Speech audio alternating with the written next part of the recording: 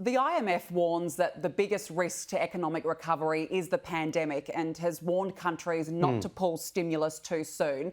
JobKeeper just ended here. Is that a major risk to the economy powering ahead? Well, actually, the numbers from the IMF factor in the end of JobKeeper. It was always a temporary program. We always said that it would be an emergency payment. Initially, it was for 6 months. We extended it for a full year. We tapered it off. We created a two-tiered payment.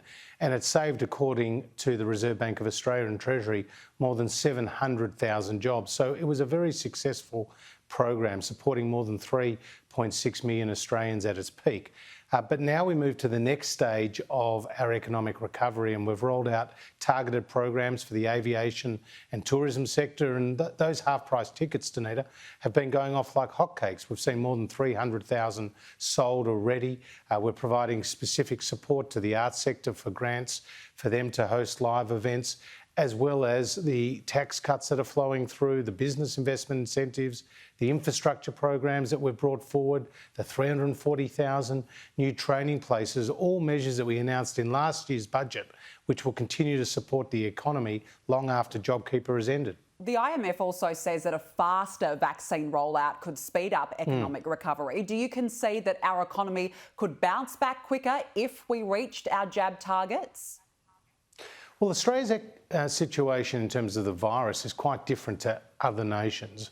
As you know, we've been able to successfully suppress the virus. Yes, we've had outbreaks, and that's led to localised lockdowns and last year statewide lockdowns, but we've done so much better than other countries. Now, we've already seen more than 850,000 people get the jab. We've got the domestic sovereign capability with CSL to produce the AstraZeneca vaccine. That's going to see more supply, which of course will see more distribution. So the vaccine rollout is gaining momentum, but you want to distinguish about the situation Australia finds itself compared to, for example, the US and the UK, where the virus ran rampant. And you can see that in the numbers. I mean, Australia tragically has lost 35 people for every 1 million persons in our population to the COVID virus, whereas in Canada it's more than 500 per million of population. In the US it's more than 1,500. So Australia has outperformed on both the health and the economic front, and that's something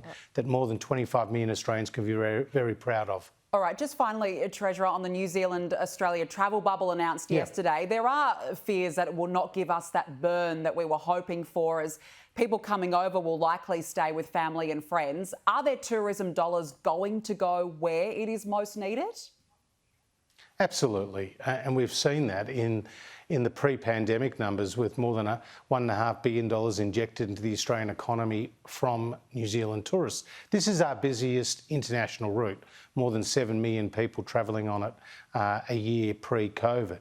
And that's good news for the economy that we've now got this trans-Tasman bubble, and it's a credit to both countries in how they've managed the virus. So I'm confident, and you've seen Qantas announce that they'll ramp up to more than 120 flights a week with their Jetstar services as well. You've seen Air New Zealand making announcements about their number of flights as well. So I'm confident that this will provide a boost to both the New Zealand and the Australian economies and to the tourism sectors at a time when they absolutely need it.